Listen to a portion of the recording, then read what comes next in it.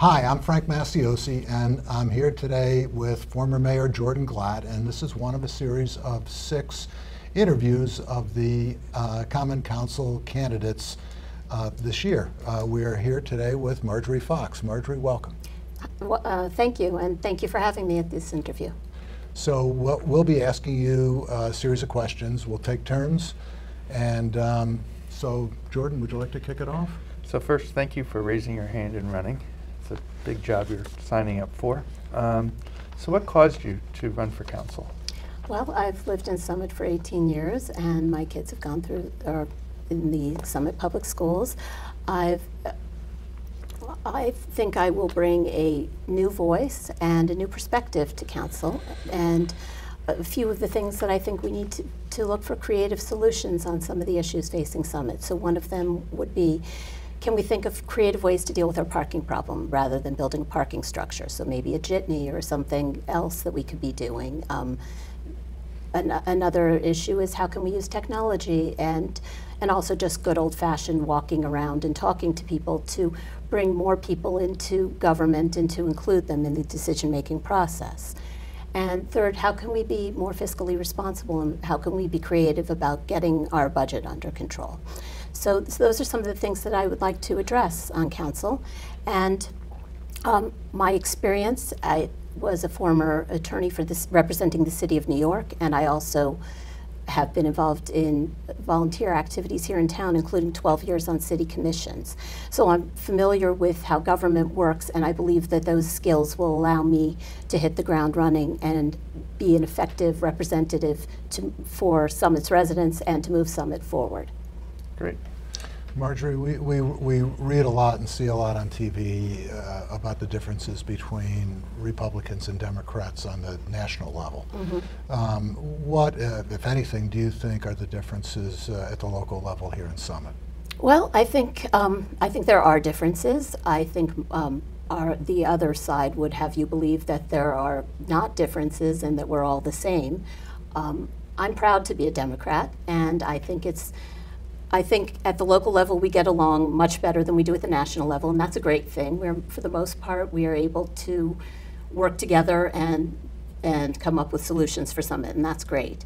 But I think we have different approaches to how we do things, and I think as the Democrats, make a big effort to reach all segments of the population. I've been walking door to door. I've knocked on almost all the doors of voters in Summit at this point, and I've talked to a lot of people about different ideas.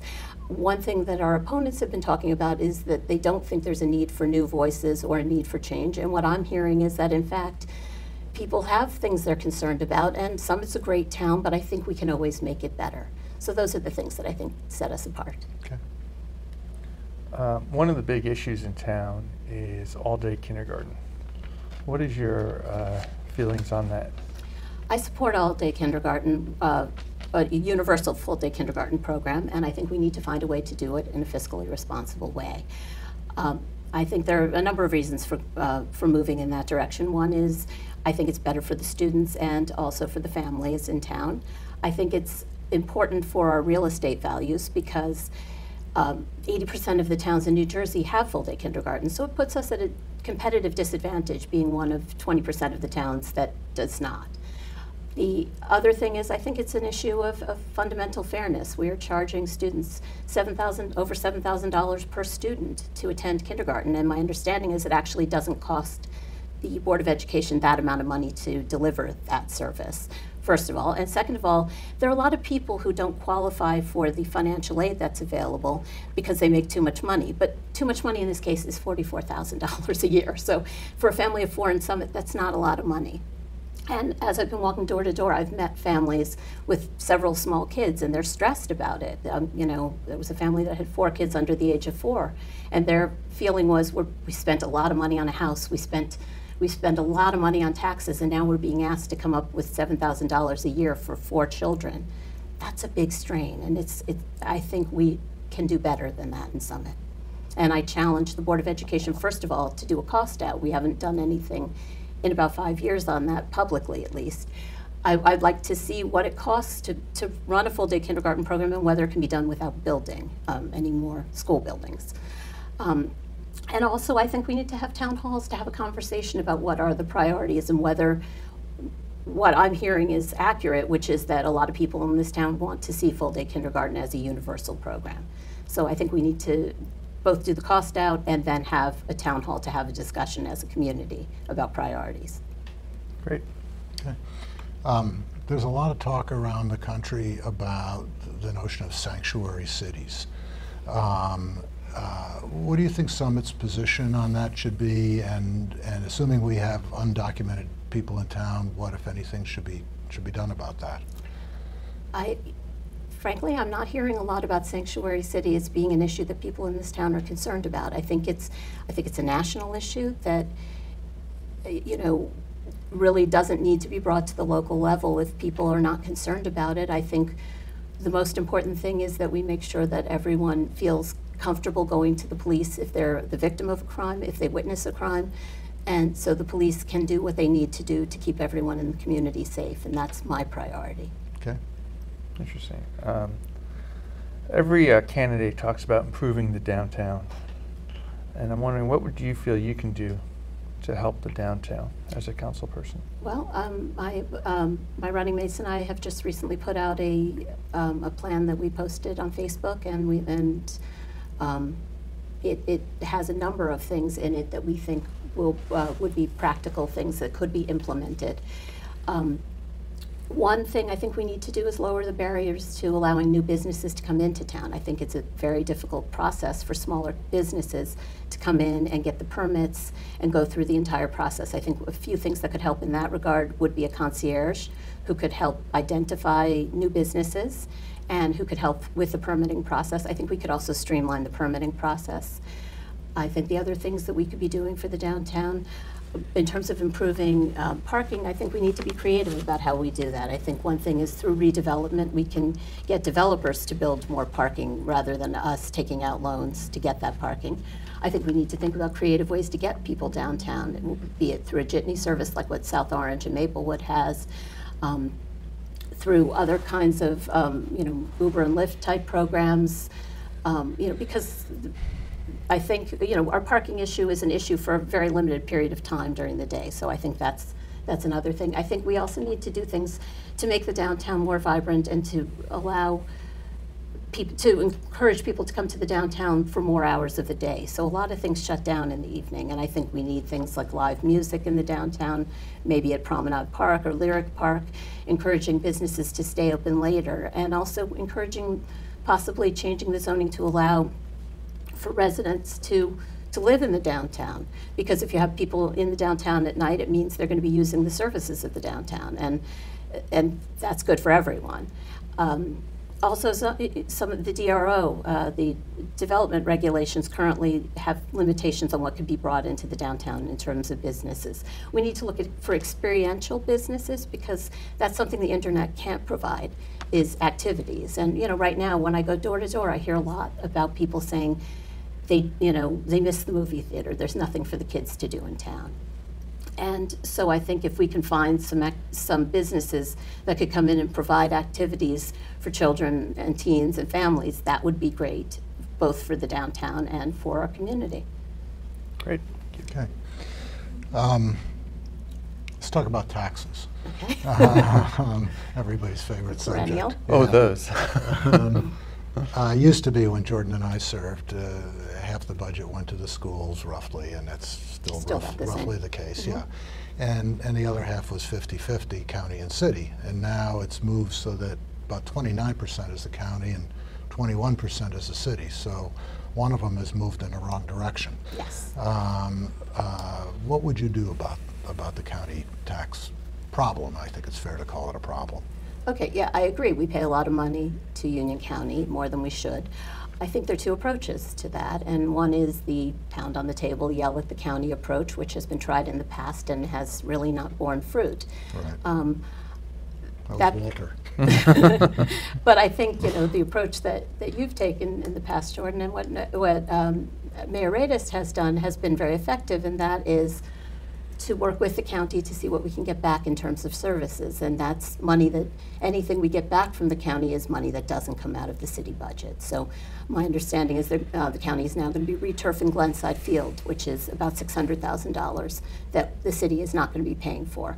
So things like that. And it doesn't mean that, so I would continue on that path, but it doesn't mean that if we have to fight that I won't. I'm trained as a litigator, and I'm perfectly willing to fight if needed, but I don't want to end up like Berkeley Heights at the bottom of a plow list because we tried and antagonized the county. So I think we're, like it or not, we're stuck with each other. So a cooperative but firm and tough approach is probably our best bet.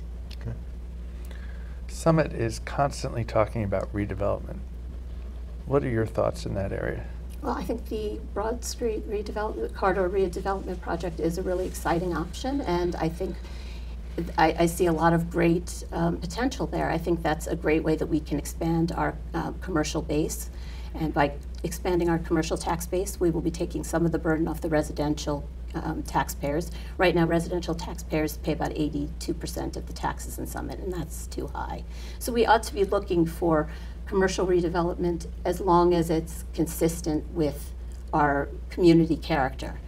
The other thing is, I think that's a great opportunity to find parking. And by having a developer do that, that's a way that we can avoid taking on more debt for the city. So I think that's another great opportunity. And again, this, if we did something like the Broad Street redevelopment, that's a large piece of property that would be available for housing for empty nesters, for retail, for activities, a movie theater, other activities that for families and teenagers and children. So I think there are a lot of great opportunities with the Broad Street redevelopment and with other redevelopment in town. And as long as it's done responsibly, I think it's a plus for our city. Great. How would you manage the city budget, both on the revenue and the expense side? Well, on the revenue side, I think we do need to look for different sources of revenue. I think one thing is to, what we just talked about, is to broaden the commercial tax base, and so that's one way where we can bring money in. I think we ought to be continuing to look for grants and other sources of funding where we can. On the expenditure side, I think we need to be much more careful about distinguishing wants and needs. I think there are a lot of expenditures the council makes that I don't think we need. Cobblestones on Beechwood Road being a prime example of something that is a want, not a need. And I don't think we should be borrowing for something like that where we don't see, where there isn't support from the business community, there isn't support from the community as a whole, and we aren't going to see a return on that investment. So I think we ought, in that case, we ought to get rid of that project, and we ought to be paying that money back rather than, we ought to retire that debt. We ought not to be spending that. Okay. Given our proximity to Route 24, car thefts and break-ins continue to be an issue in town. Mm-hmm. What are your thoughts on how we can limit those? Well, I think it's a couple of approaches.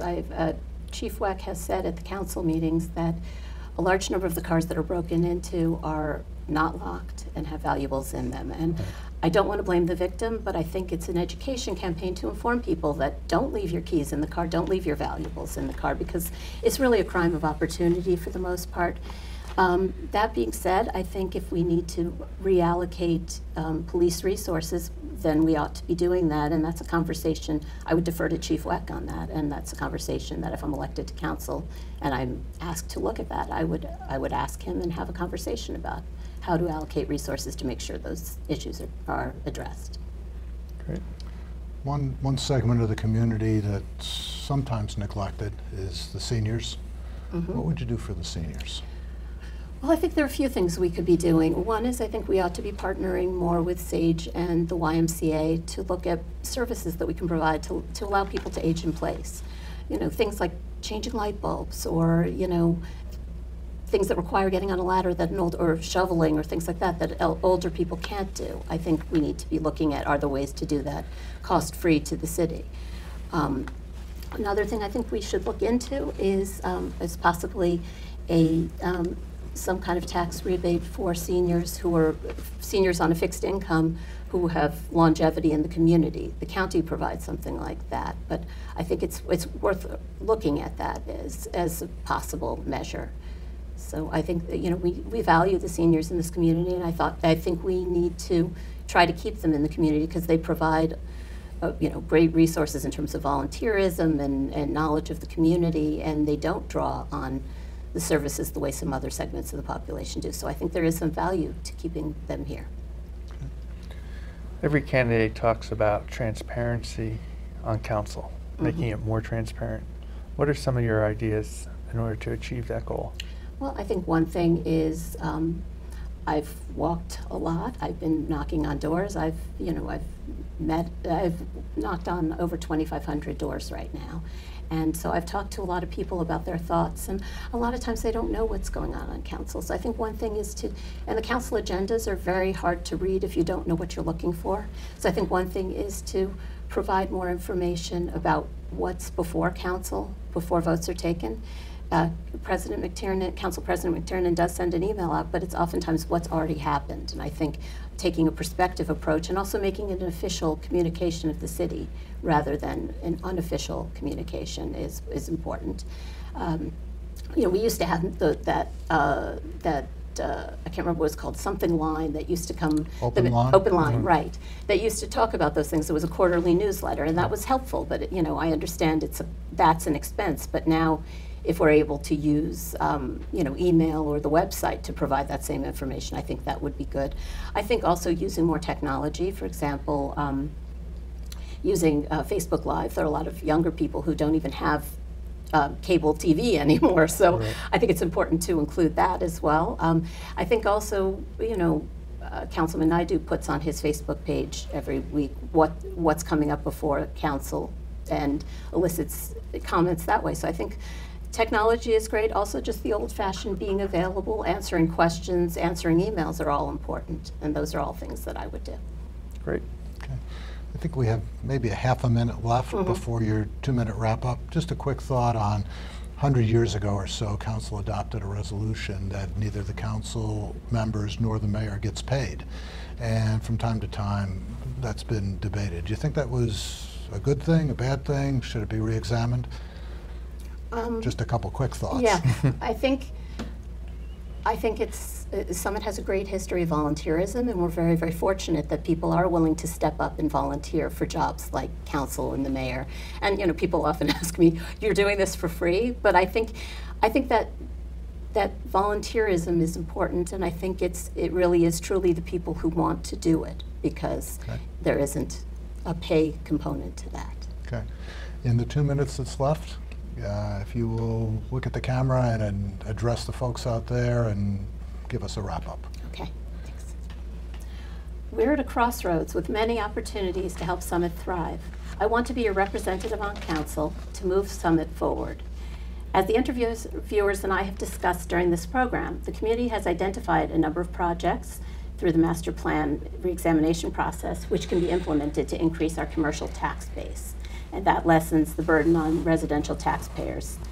And this will make our city safer for pedestrians, bikers, and drivers, and will make Summit's downtown more vibrant. We talked about a number of measures that my running mates and I proposed to help Summit businesses and its downtown thrive in an e-commerce world. As a member of council, I will fight to ensure that your tax dollars are spent wisely and efficiently, focusing on needs, not wants. I will work with Union County to bring tax dollars back to Summit. And as a former litigator, I'm not afraid to fight for Summit's fair share. I look for smart solutions to save money without compromising what makes Summit special. I will communicate with Summit residents and make sure that their views are represented on council. Too often residents find out about decisions after council has already voted. We need to make council more open and responsive and make sure that residents have the opportunity to comment before votes are taken. As a former attorney representing the City of New York and as a volunteer in local government, I have developed the skills and experience that will allow me to drive change and improve Summit. I ask for your vote on November 7th, and I look forward to representing you on Summit Common Council so that we can move Summit forward. Thank you.